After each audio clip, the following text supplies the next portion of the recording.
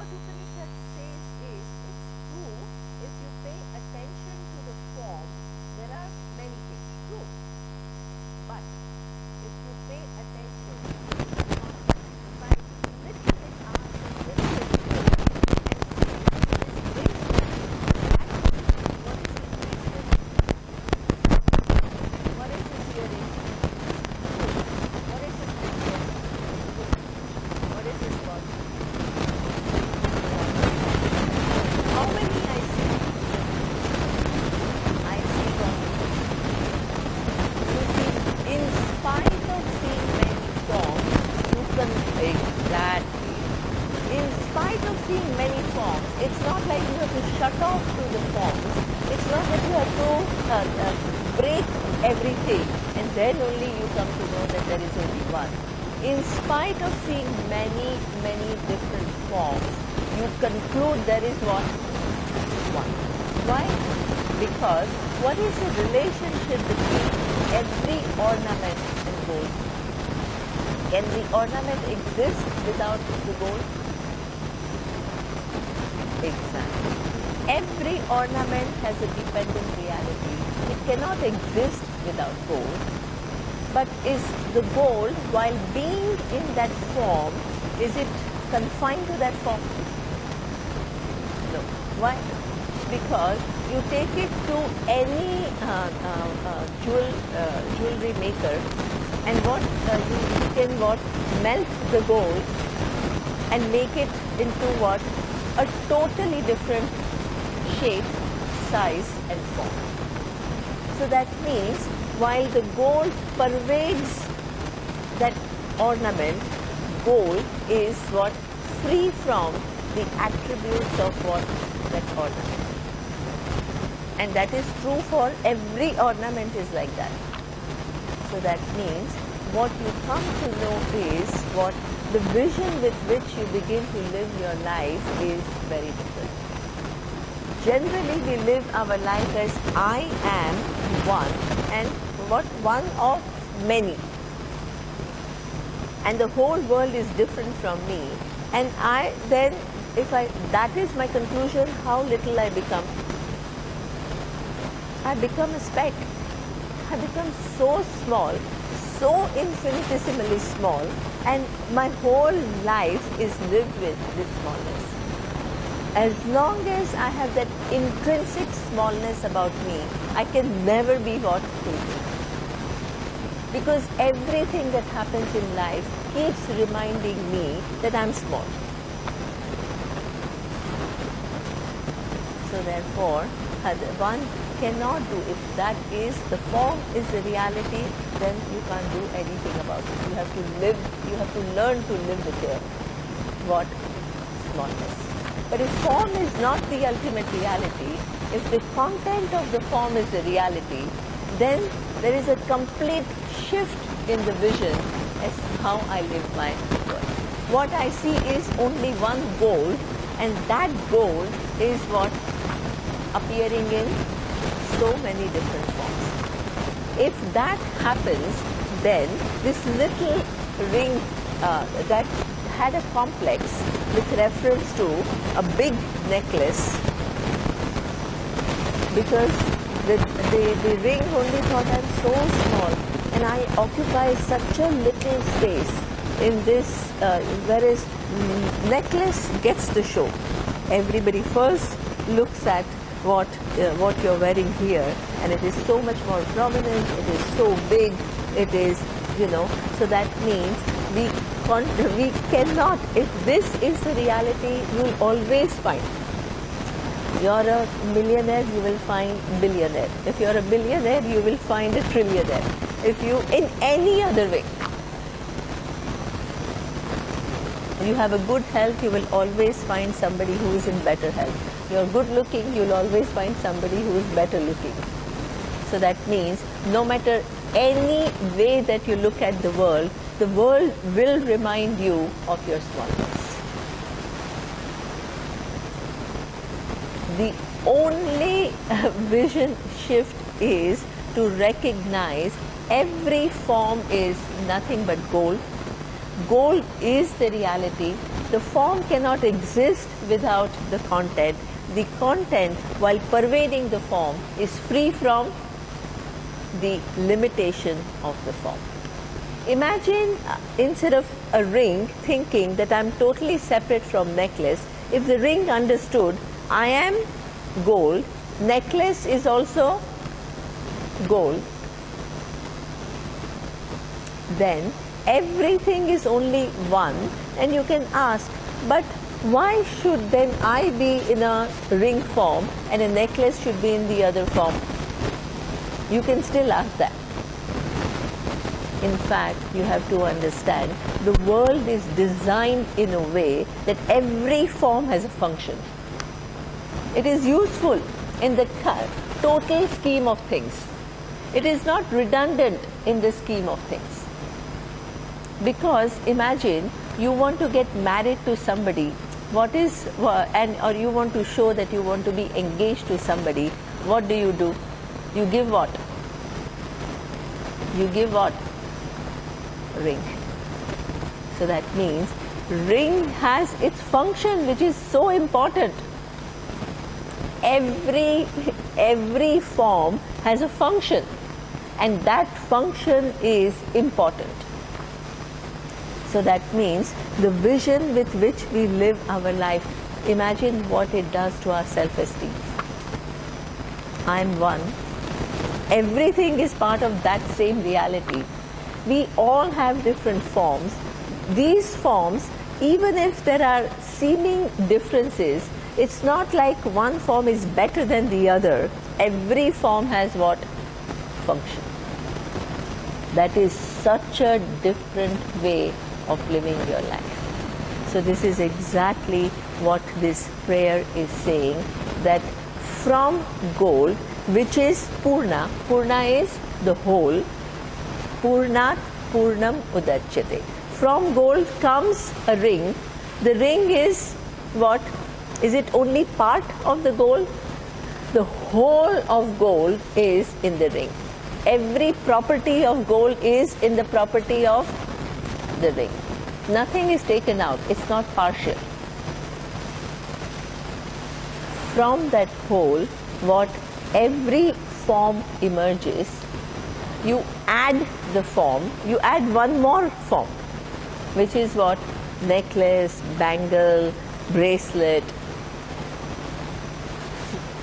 What? Gold, are you doing anything to the gold? No. You add a form, you subtract a form, what? Purnam eva avashishyate. Gold alone remains. Gold is a non-changing reality. Every form keeps changing. Forms get added, forms get subtracted. That reality remains exactly as what it is. And it is what? Is that reality something other than you? If the ring understands I'm gold, is that reality something other than the ring? No. So that reality, the non-changing reality, which is the substance of not only one form, but every form, is what? Me. There is a complete shift in the vision with which we live our life. It's a huge change. So this is what it says, that when you shift from the form to the content, instead of finding many, you find what? One. And that one, is it something else? It is you. So this is what the Upanishads, the entire Upanishad is going to show this reality to you more and more and more in detail, how it is so.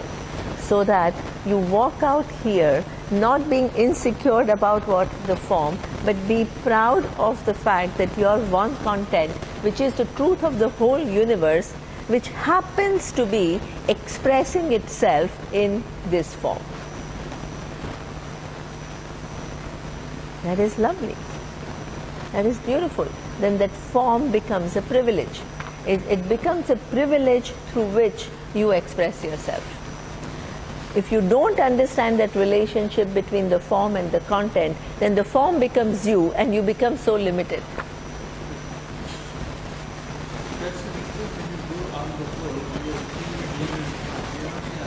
Absolutely. When we go in the world, we are only seeing names and forms. We always miss the underlying reality. And that, as long as you miss that underlying reality, your life is going to be lived with a very partial vision. Exactly. Skewed vision. So this is that reality.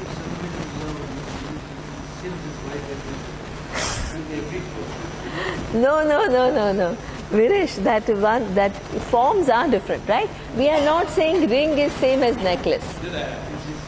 And the necklace is same as bangle. They are different. The underlying reality is one.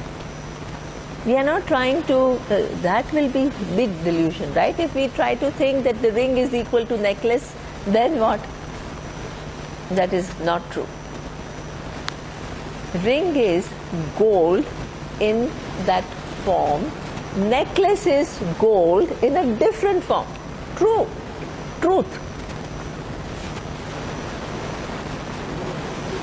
So the attribute that the gold is equal, whole of gold is everywhere. The content has whole of it. It's not just a part. It's not like some properties in necklace there are more properties of the gold than in the ring. No. Every object which is made up of gold has equal property of gold. So this is what this whole vision is. Now what is true for what gold and ornament example is also true for you and the whole universe. That is Ishavasya Upanishad. So Ishavasya Upanishad, the first verse, because that is what an example with reference to gold, but how do you know that it also applies to what? Me and the world. So that is what is explained in this first verse. So the first verse is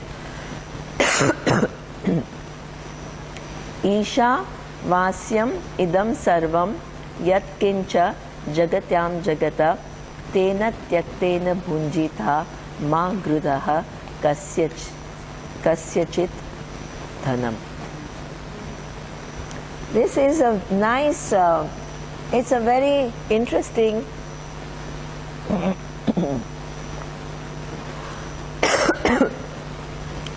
it's a very interesting statement.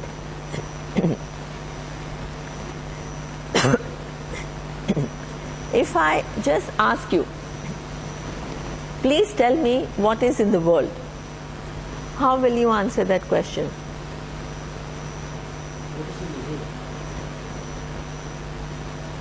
Pain. Huh?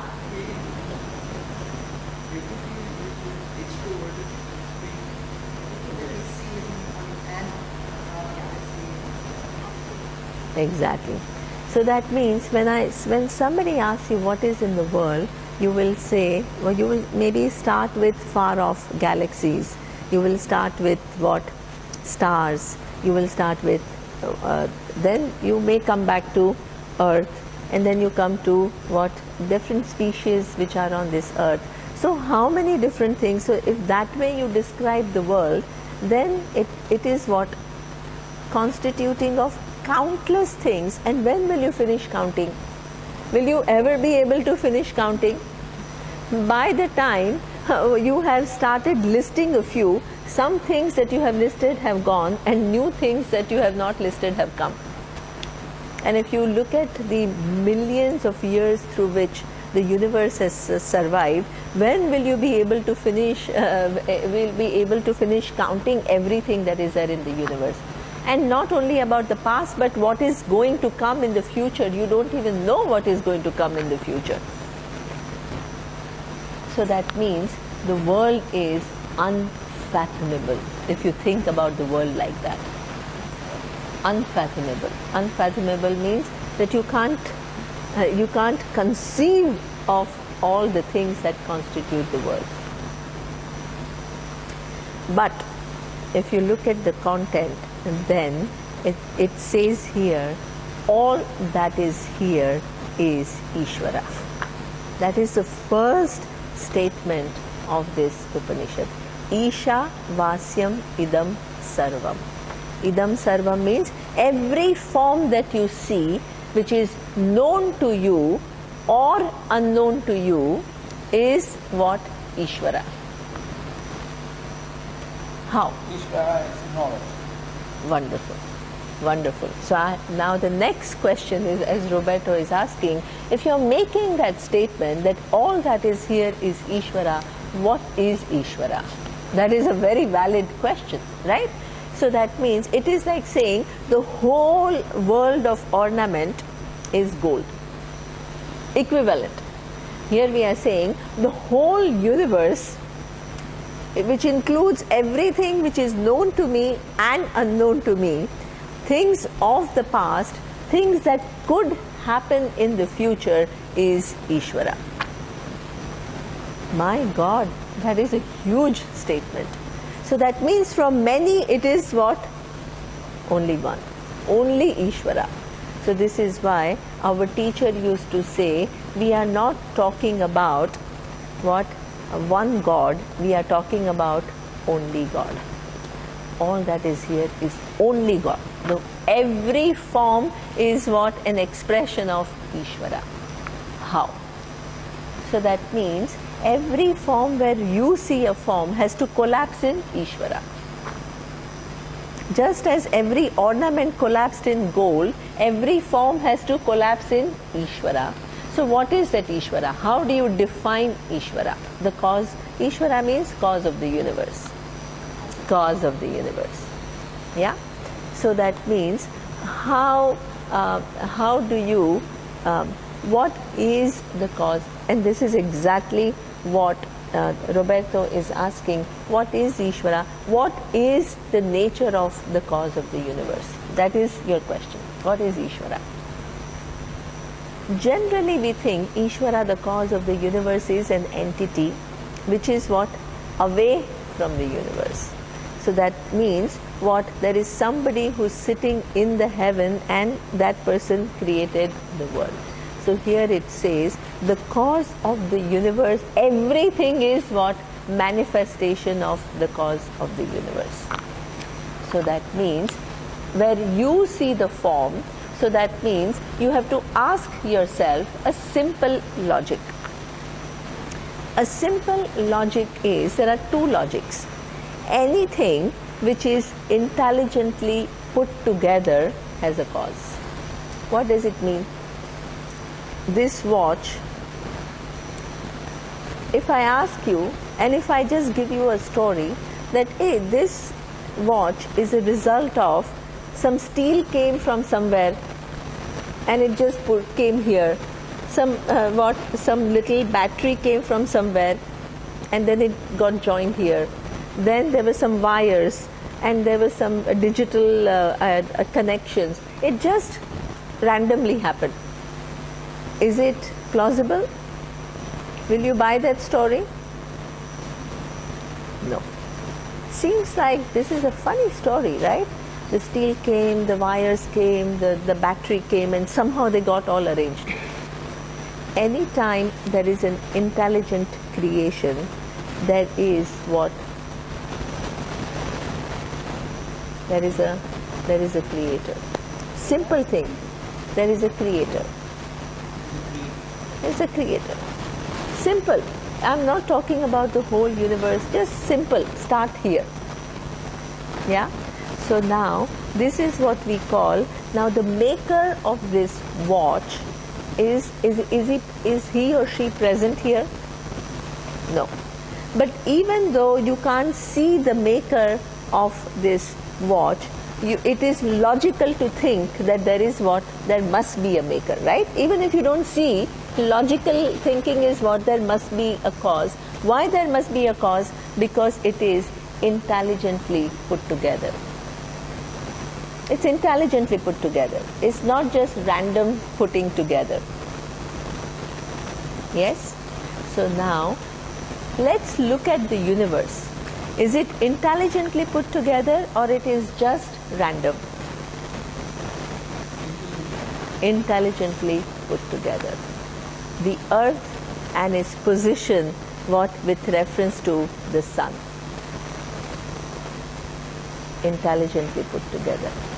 So intelligently put together that if it was little near, then what will happen? Earth will what? Be just, it will burn. If it was little far away, earth will be just cold. There is no life possible. Not only that, both the earth and the sun are constantly moving. They are moving at a very high speed, and even if they are moving at a very high speed, the distance between the two remains what? Constant. For how many years? Billions of years, right?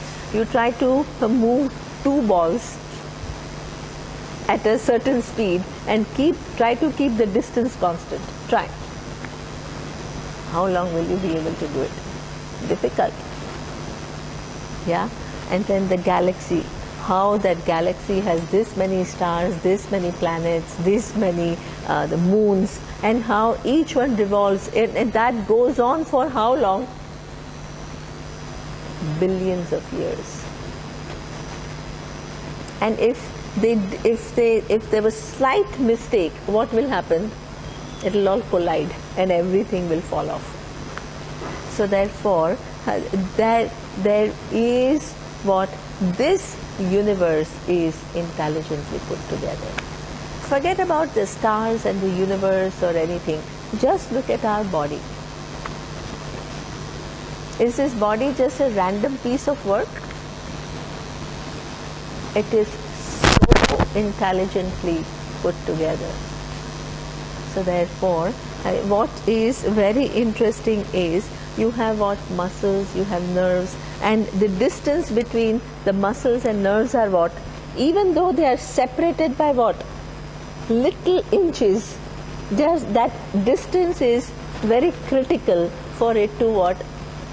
Function.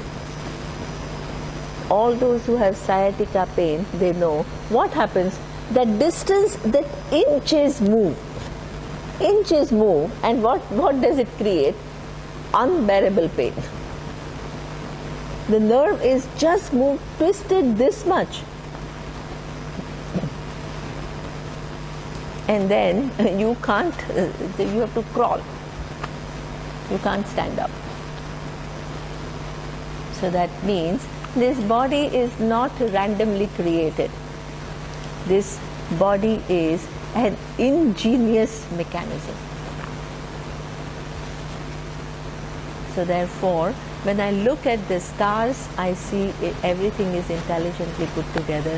When I look at the galaxies, they are intelligently put together. When I see the earth, its position in the large scheme of things is intelligently put together. When I look at my body, it is intelligently put together. Every aspect of this creation is highly intelligently put together. So therefore, there must be what? A creator. Anytime there is an intelligent creation, there is what? Creator. That is only logical. Please understand, people think that thinking about Ishvara is illogical. Actually, it is only logical, because any time there is anything intelligently put together, it is never random. It is never random. Now, the question is that, okay, it is intelligently put together. So what is the nature of this Ishvara? Let's assume that there is Ishvara. Let's assume that there is an intelligent cause. What is the nature of that cause? So Upanishads define Ishvara as all Sarvajnaha Sarvashaktiman Ishvara. What is the definition? All knowledge and all power. any object that you see, there is an intelligent, it is intelligently put together. Where is that intelligence? Is it somewhere outside, or is it in and through the creation? When your body, intelligence which separates your muscles from the nerves, where is it? Out there? Where is it? In and through that. That's why that, and in fact, when it comes closer, then what happens? The intelligence which is in the body gives signals to the brain. It gives what signal to the brain? Pain signal. That intelligence is at work. When that distance is what, not the right distance, it will give you what? A brain signal which will make you recognize that something has gone wrong. When you recognize something has gone wrong, what do? You what? Take measures to what? Bring it back in harmony. That whole system of working, did you create that system of working? You didn't create that system of working. You came with that, what your body came with that system. Not only your body came with that system, my body also what? Came with the same system. Her body came with the same system. And that intelligence is working right now. Every second, what that you come to know, I'm healthy, I'm sick, because what is happening? The signals are created in the body, they are sent to the mind, you're able to understand it and you're able to respond, and the same thing with reference to everything else in the universe. So that means that intelligence that has made every form is not outside that form, it is what?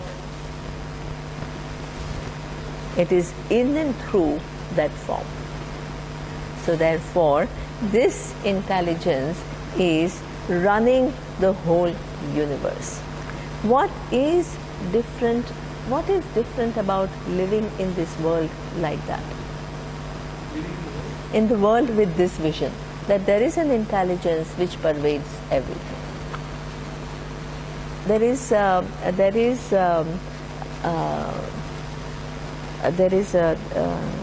kind of a, who do you call, like people like David Rico and all? They are a psychologist, but they are a little bit more than psychologist. And Jungian psychologist. And he examined the world, and he said that, you know, if we really look at just objectively about human race and what it has achieved today, what we have achieved today is a lot more than what any human being in any generation has ever achieved. So that means simple things like, you know, somebody used to tell me that people lived in India and they wanted to speak to, just 50 years ago, they wanted to speak to somebody in the US, they had to book what? A trunk call. So trunk call means you have to call the operator, and getting operator itself was so difficult. And after having got the operator, she'll tell you in 10 hours from now I'll connect you to that person. So whole day what happens? You're waiting.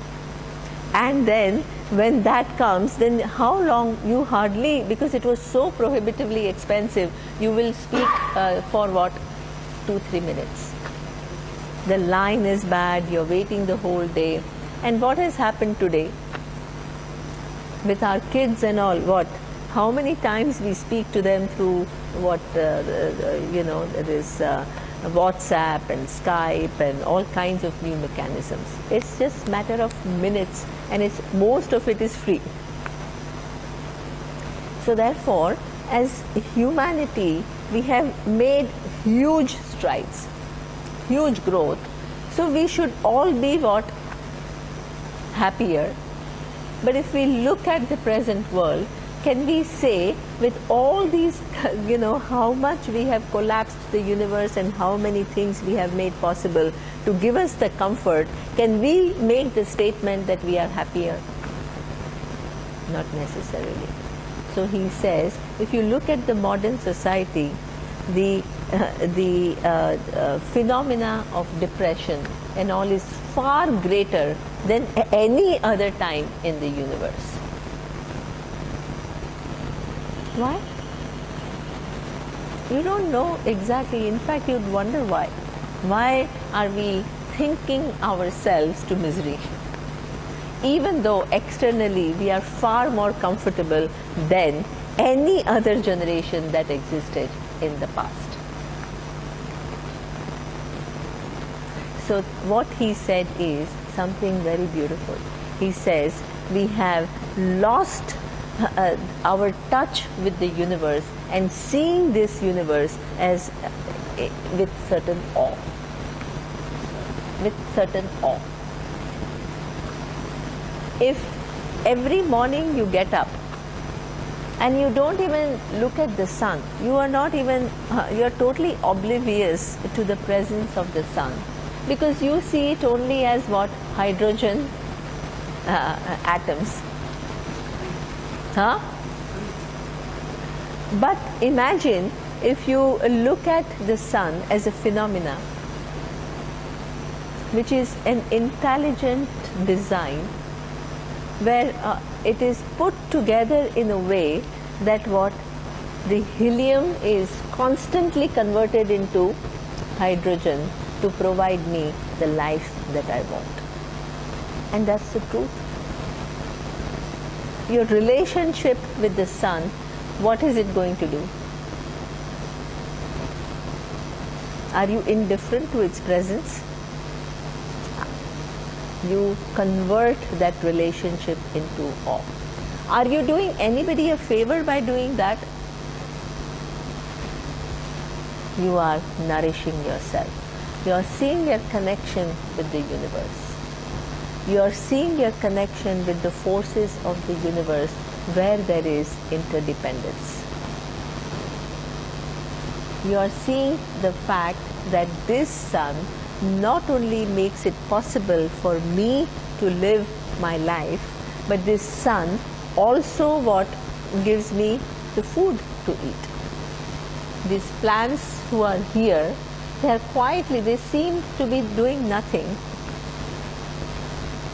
They are constantly what? Deriving energy from the sun through what? The photosynthesis. And that plant, each one is deriving energy, and each one is creating different nutrients. One gives me B1, the other one gives me B12, the other one gives me D3, the average something it gives me calcium, something gives me iron, which then I need in my body for my body to survive. It's a fact. You can't live your life totally taking all these things for granted.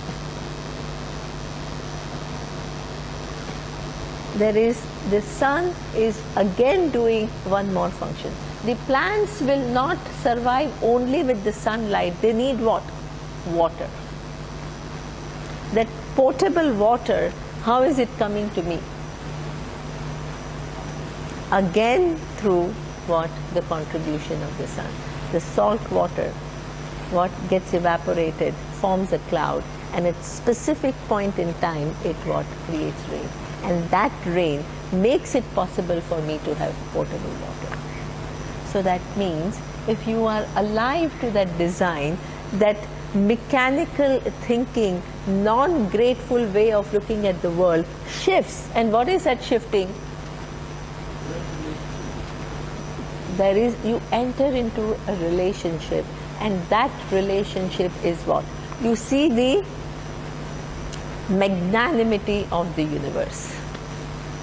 Everything is designed to take care of you, to provide every need of yours, And if you don't, and if you take all this for granted, you never think about it, and you only are worried about what? Some things that you don't have, and your mind is totally preoccupied with dissatisfaction. What is going to be your quality of life? You're not doing the sun a favor by acknowledging its presence. You're not doing water any favor by acknowledging its contribution to your life. You're not doing plant a favor by acknowledging what its contribution to your life. You're nourishing yourself. You're nourishing yourself by seeing that you are in a universe where everything is, your body is intelligently put together, every element is intelligently put together, your connection to every element is intelligently put together. The whole thing is play of that intelligence. When you begin to see the whole thing is play of that intelligence, you move from what? You move from, in terms of your own psyche, you move from isolation to connection. Connection. I'm following. The only thing that I'm objecting to the fact that you say all this is determined by a creator. Okay. My question. Yes. We know the Earth today has been collapses of planets, and everything. We also know that we definitely from apes, and everything is an evolution. It's a Darwinian evolution, much more stronger term. And in that respect, we evolve. I mean, we walked on four. We used to die at 27 years old, etc. So the whole evolution like that. And that has been polished through a Darwinian process. That's been Darwinian because we know that society that was the first one up. Then why we need to have the creator to do that? Cannot be a polishing that we have normal evolution like the formation of Earth. Like we are looking now and we are finding 5D light in other parts because we see there are also that evolution. So my question is, it's all question of energy, right? This energy has evolved. Why you have to imagine to meet the creation is the trees of creation. So that's exactly. See, when you, yeah. See that creator, if you think, this is why we define the creator, right? If you construe that a creator is an entity who's away from it, yeah, then it is something which then becomes a creator, right? It is like an entity which is separate from the creation. Here it is different. Here it says all that is here. See, even when there is an ape, it's not that there is less intelligence. That exactly. So that means there is that intelligence which is what making every form what it is, no matter how primitive it was, and its connection with everything else, which what it leads to an increasing complexity. So that energy is what we call intelligence, because the energy is an inert thing. Energy is an inert thing. It is, it's moving in a certain direction. So that means, and it's all very well defined. So that means when these, forget about human intelligence, any organism, yeah? So that means it's ultimately nothing but atoms, let's say, yeah? And even 100,000 years ago when they were primitive forms, they were still atoms, yeah? So that means those atoms organized themselves together to make that so-called primitive form. That, how did they organize and how it made that form is that intelligence which made. Now if those combine together in a certain another configuration, there is a value added. There is also intelligence. Then at increasing level of assemblage, what? So that energy we replace by, see, energy means it's an inert thing. Here what we talk about is that two things come together, it will have a value added, and then they combine together. It's done in an organized manner. Energy has a connotation of something just dead. Here it is what that, so this is why we call it intelligence. That intelligence does not mean that it's an entity away from it. In that there is an intelligence. Yeah, that's why it acts in a predictable manner. You combine two hydrogen atoms with an oxygen atom, it will be water, and that water will serve this function. That's why it is intelligence, and that remains. And then if you just add one more atom of, let's say, oxygen, it will become H2O2, and that will make it into a product which is totally different from water. So that's why it's not dead energy, it is the intelligence, because that's what we mean by intelligence. Sarvagnaha Sarvashaktiman. That's how the universe is running. Absolutely. So that means, because energy, when we say energy, we have to understand one thing. Energy exists within time and space, and it is something which is inert. It doesn't have the capacity to what? Any time there is a coming together of two elements which creates a certain property, and then when you change the configuration, there is a change of property that is in it. It's not an act of some dead thing. But that intelligence is not a form, not like how we understand the intelligence or the cause of the universe as somebody who's away from the universe. Yeah. Very simple word. We speak in the science language of laws and forces. Correct? You say there are several laws. The law, let's say, the atom level, but there are different kinds of laws. At the universe level, there is gravity. Otherwise, there is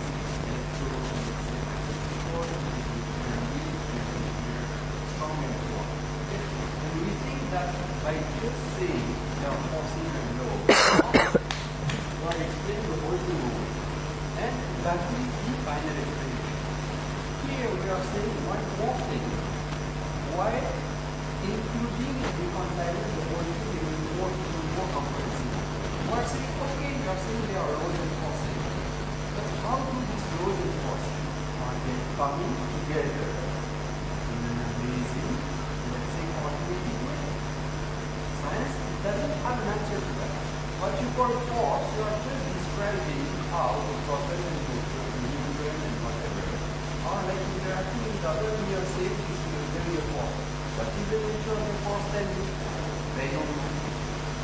When you ask biologists who are so good in evolutionary biology, they say evolutionary force. Give me a definition of life and how life has appeared. Tell me. They say, I don't know. Okay? So we have to realize that what we are saying here is like really totally different, and at the same time very much including what is scientific that's out there. Going one step further and going to okay, these laws and forces themselves have something which makes them what they are. And this is what we are speaking about here. We're not just speaking of laws and so on, and speaking about some kind of unity, you know? You see what I mean? Okay? Time limits, you know? Yeah. Yeah. You get more. So that means that this at every increasing level there is an increasing complexity, and that's why and that is predictable. So this is why it is not just what energy means, it's an inert thing. So therefore that's why we call it intelligence. Yeah. Now that intelligence also then has a what? Power to manifest what? At every level of every permutation and combination. So for example, so what we in our body we have something called stem cells. stem cells? Stem cells. Yeah, and they are there, and actually nowadays there is this whole big new thing about what a stem cell therapy. What do they do? That imagine your kidney is not working, because why? The cells in your kidney are all degenerated. So what they do is, those stem cells which are there in your body, they will place them where? In your kidney. And there is by doing so, what will you do? So it says that those stem cells which have a potential, there is a program in that cell to behave potentially like kidney cell. By placing them somewhere else, they will do what? They will start behaving like kidney cells.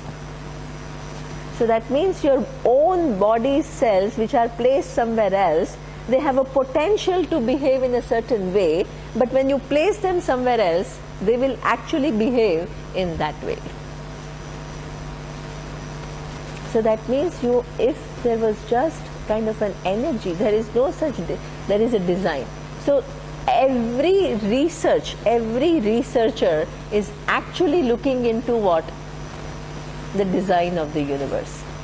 They are looking into how the whole body works. They understand how the body works more and more and more and more, and they get, when they understand more, their capacity to intervene, to put it in order, becomes what? More. So that means if you want to make it better, do you have any choice but to first understand how it is put together? Do you have any choice? Can you just operate from your own will and say, I want to make? No. So any research is looking into that intelligence. Any research, whether it is the research of a physics, research of biology, research, we are constantly dedicating our lives studying the design, and the more we study the design of the universe and all the intricacies, better is our what? Capacity to intervene with that design.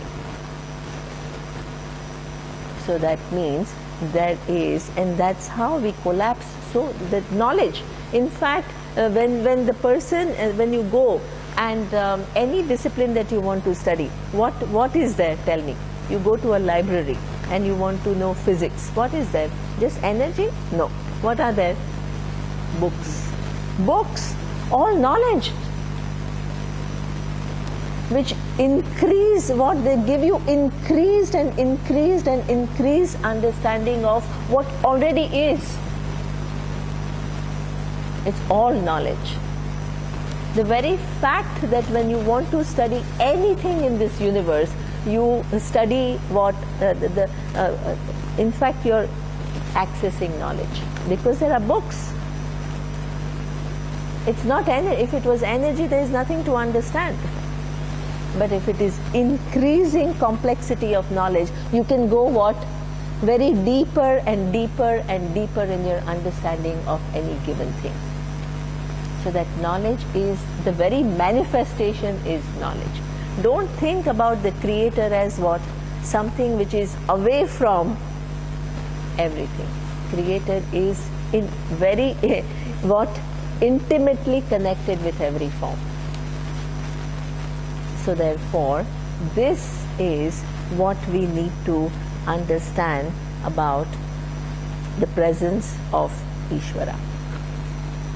If I understand that my body is nothing but what? Billions of cells put together, but put together not in some random way, but in a way that what? I can do all these different functions, and your body, and we all, by the way, share 98% of the genes with what? Chimpanzees. 98% of our genes match with chimpanzee. But what is it in that 2% which changes totally the program? The possibilities change. How much you can intervene, that changes. How you can interact with the universe, it changes. On one hand, you can do a lot more, and on the other hand, you can also destroy a lot more. Both possibilities are given. And we all operate within those possibilities. None of us are outside those possibilities. You can't get the brain to do something which is outside its possibility. You can't reprogram your eyes. Right now in this room, there are so many bacteria, there are so many amoebas. Your eyes are programmed in a way that you will only see certain forms. Certain forms which are not within your range, you will not see it. So you can only first understand what your eyes can see, and you can say some other species, their eyes are programmed in a way that they see eagles' eyes are programmed in a way that they see from very far away. They flying high, they can they can find that little thing and then they can go for the prey. So we constantly are operating within this intelligence. Nobody can bypass the presence of that intelligence. You work within it. All the researches are within it. So therefore, this intelligent design pervades everything. Now, once you understand that fact, so that means your form is that intelligence away from you? Tell me. It's not. Your body is pervaded by that intelligence. Your eyes are pervaded by that intelligence. Your mind and its capacities are also pervaded by what?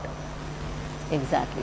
We talk about our little intelligence with which we try to understand the universe, but there is a more fundamental intelligence which has designed our brain in a way, designed our neurons in a way that it has that potential which other species don't have.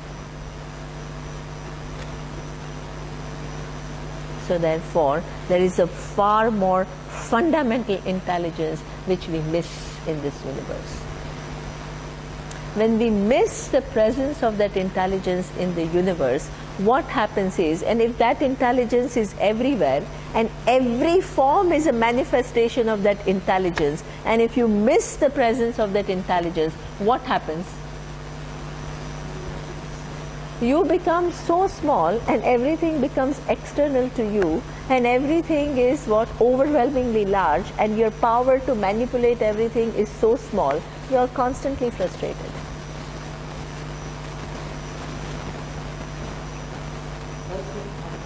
That's what happens if we, exactly, you reach, whether one acknowledges or not. By the time, when we are teenagers, we have these big hopes of changing the world.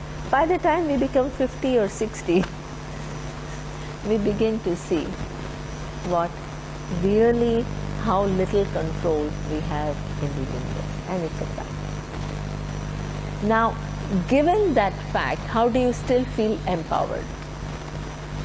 Only by seeing your connection with that intelligence, of which everything else is a part, and aligning yourself to that bigger being. It is like an ocean and wave. Wave is designed, wave is given, imagine, eyes. And the eyes are designed in a way that it can only see other waves. So if we live with what our eyes can see, the wave lives with what one's eyes can see, what will they conclude? A wave will conclude what? I'm one wave and everything else is external to me. Because this is what my eyes can see. Then what about the cause of all the waves? I don't see it, so therefore there is no cause. Imagine somebody teaches the wave that you, the wave, is come from what? The ocean. Every other wave also has come from the ocean. Where is the ocean? Is it away from the wave? Every wave comes from the ocean, is sustained by the ocean, and goes back into the ocean. This ocean entity, is it something which is our creation, or is it already there? It's already there. It's just what? Removing our certain orientation with which we live in this life. This orientation with which we live in life has become so strong, we are unwilling and not wanting to see the life in a different way. But if we are a little bit open, and if we begin to see the presence of ocean, which is already there, does it depend upon your acknowledging it or not? Whether you acknowledge it or not, the ocean is always there. What do you gain? What does a wave gain by acknowledging the presence of the ocean? Huh? Belonging. Lovely. Wonderful. Belonging. Belonging, which is what? It's a very fundamental belonging. It's not a small belonging. My whole being, the being of the whole wave is what? Ocean. Being of every other wave is equally what? Ocean. That belonging is not a result of some self-help where I'm told, oh, just feel as though you belong to everything else. It is born of knowledge. The minute you move from wave to the ocean, yeah, it's just understanding. It is not like matter of my giving you an advice, oh, just feel as though you belong to humanity, or just feel. It's not the matter of feeling. It is matter of what? Understanding. It's a shift of vision. It is shift of attitude. And in that understanding of the ocean, are you negating the presence of waves? No. You are acknowledging the presence of wave, but you are seeing something more than only the waves. For me, we are complicated because we start to know that there is a moon, there are tides, there are influence of the No, but in terms of the content. So that means if you take it at that level, everything is governed by intelligence. Think about it like that. In that example, everything is, but if you look at the whole universe, the tide, everything is governed by intelligence. Think about anything which is not governed by that intelligence. Is, exactly. See, whenever we say, in fact, if it was not behaving according to a certain laws, there is no such thing as going out of harmony. The very fact that we are able to fix it, that means we study the harmony, and we also are able to recognize disharmony, and we are wanting to put back. The whole thing is work of knowledge. The whole thing is work of knowledge. Why? I don't even need to prove to you, because ask anybody, what are they doing? Whenever anybody is doing any research, they are only studying how the way universe works. That's how they, and the more they understand how the universe works, the more they gain the capacity to intervene intelligently. That's how it is. Binary numbers 0, 1, 0, 1, 0, 1. Possibility, which always was there in the universe. The minute we understood that, there was a whole IT revolution. Exactly. That's the problem. They're exactly. So that means absolutely. We do have an access to intelligence, but we don't name it as intelligence, which is Ishvara. And that's what makes our life so incomplete. We are constantly working within that intelligence, and we miss the presence of that intelligence. change of attitude. With proper understanding. Exactly. Change of attitude. Yeah. Because that will lead to belonging. That belonging gives you certain amount of connection which is so required for a human being to feel what? Secure. If you don't have this belonging, I don't think that nobody else needs to convince you or not convince you. The purpose of this teaching is not to convince others. The purpose of teaching is to nourish us. Nourishing us because our own attitudes and our own, the way we operate in the universe and the belief systems with which we operate in this universe bring suffering. And we don't quite know how to get out of that suffering, that helplessness. So therefore, this is a solution where what you can help yourself. You're not doing somebody else a favor by what? By understanding it. You lift yourself above self. Exactly. You lift yourself the way you interact with the universe by your own self, by enriching yourself with some more information about the universe than what you already know. Because all the countries in the world and marketing tools are here to destroy. Yeah. The main marketing tools and so my opinion are very brainwashing. Yeah, but see, this is why. See, what, in fact, if my understanding of intelligence is that it pervades each and every, not only living being, but every object in this universe, who will I exclude? Tell me. Who will I exclude from this whole thing? So that means every form of the present, of the past, of the future is manifestation of that intelligence. Also, Sorry? old thinking, Yeah. questioning, Yes. understanding, Yes. generating energy. Absolutely. Now imagine a wave understanding that I am what? Nothing but one manifestation of ocean. And that is true, equally true for every wave. No wave is excluded of the past, of the present and the future.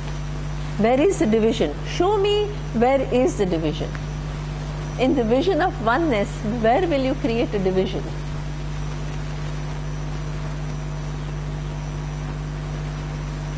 In fact, it is all inclusive. And it makes you operate from one more level of understanding in the universe. And that understanding that everything is manifestation of intelligence, including my body and every other body which is known to me and unknown to me. And all the forces are also what? Manifestation of that intelligence. In that case, there is only one entity in this universe, which is what? That intelligence, from which all the forms come, by which the program of what that form can do is what? Designed. Then when and over a period of time, what those forms can do is also designed. This is what we call the process of evolution. And how by changing that design and how different forces contribute to that constant evolution, the whole thing is part of this Ishvara. So Ishvara, according to us, is not a fixed entity. It's a intelligence which is what? In making. It's moving. So that means how the world is going to be 100 years from now, is it decided already? No. Why? Because it is going to depend upon how we collapse what? Certain possibilities that are given to us. So that means we are not only just experiencer in the universe, we are also what? Participating in making the universe. And the intelligence, what does it do? Every action that you have done today, now, it what? Has to produce the result. The actions that you have done today, it has to produce a result, and it has to change the nature of the universe that much at a global level. So this is how you begin to see how this way of living helps. This is a very big vision. How does it help in me living my life better, that we will see in the next class? How does it change anything when I understand the presence of intelligence in everything, and only this one intelligence which is manifesting in so many different names and forms, and deciding what, governing the interaction between all these different forms. If you live from this vision, what changes in your life?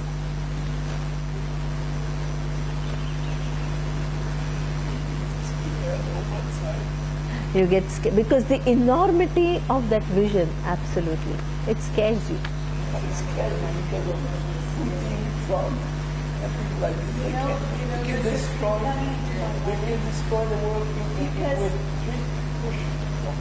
But that, see,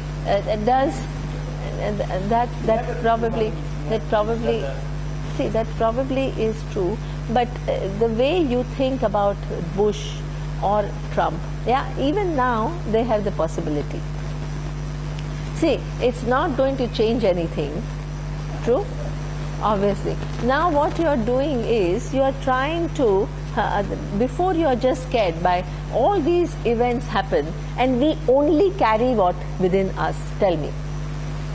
We keep running through our mind some events and what their implications of those events, and we create so much fear, we create so much dissatisfaction, we create so many worries, anxieties, and we live with only that. We load ourselves up with information that neither we can do something about, or we actually don't even want to do anything about. We just gather information which creates the world view as so miserable, people in it who are so bad, and they are in power, and what they can do these things, and you feel even more helpless. And if that is what keeps running through our mind, what is going to be the quality of my life? Ask yourself that.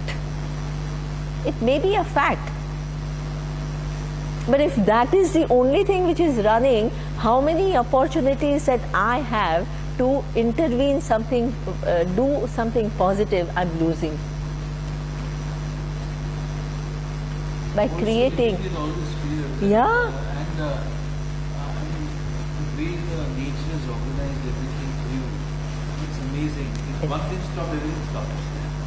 Absolutely. So that means you can't give the power of your life to somebody else. To somebody else. You have been given the power. Recognize that power. The more you begin to use your power in a right manner, the more what you'll be able to, instead of being dissatisfied about somebody else, you'll be able to make difference in the world. This is the only way to live with sanity in this world. Vision of oneness.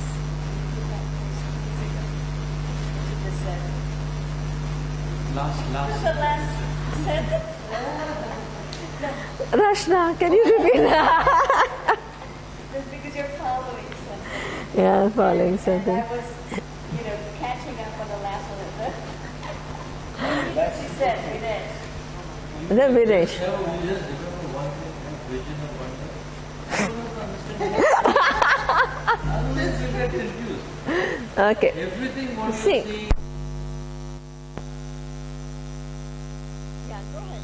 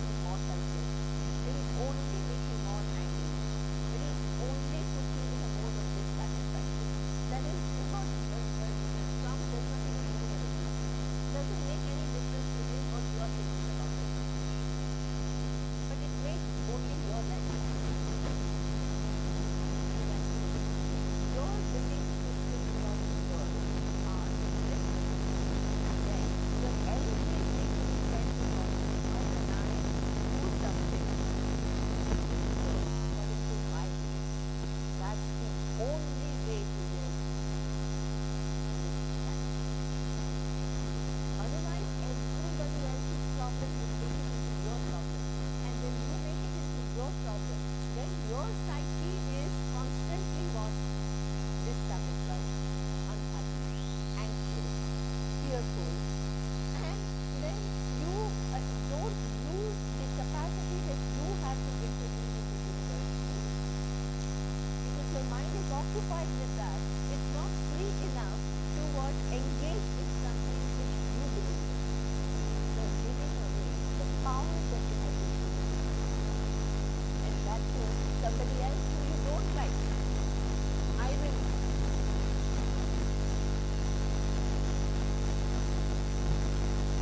It's the irony. Exactly. So that means sanity means if you don't agree with that, you don't agree. Wonderful. It's not like you have to agree. But what do you believe in? And that is a very and if you believe in this, by criticizing that person is not going to get you. You are only going to deplete from your weakness.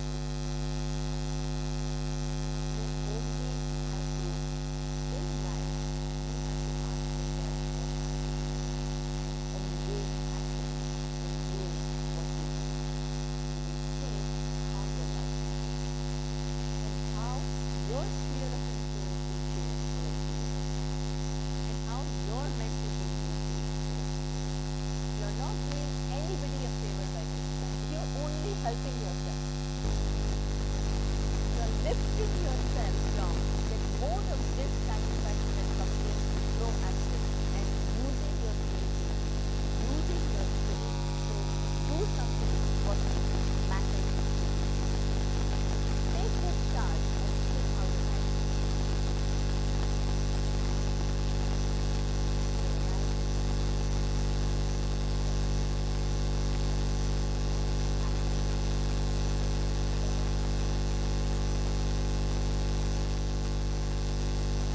Yes.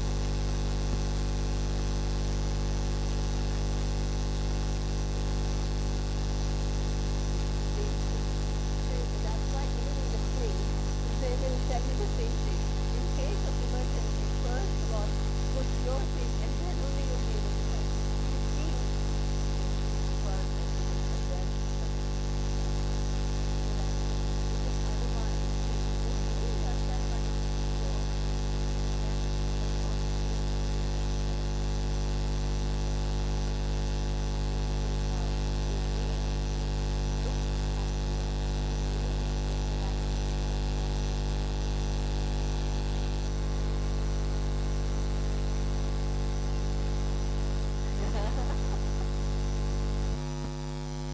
so we will see a little bit more about the implication of this way of see the way we have been looking that and that is okay. You can always it's done. Now let's look at some other options and see if we can look at life a little bit differently. Let's look at it differently. Give it a thought. Give it a thought. As Dinesh said yesterday, it was brilliant. I loved it. He says, my job is to only expose you to Vedanta once. One means you have an opportunity to look at life, exposing some other ways of looking at life. What you do with that opportunity, at least take that opportunity and see whether you can make some shifts, which are not a good thing. If the future doesn't gain anything, it is for your good. It is only for our good. And if it, even if you take 5%, if you think about it, and if it makes sense, even if you take 5% of your life, it's not. It's just awareness. Exactly. That's why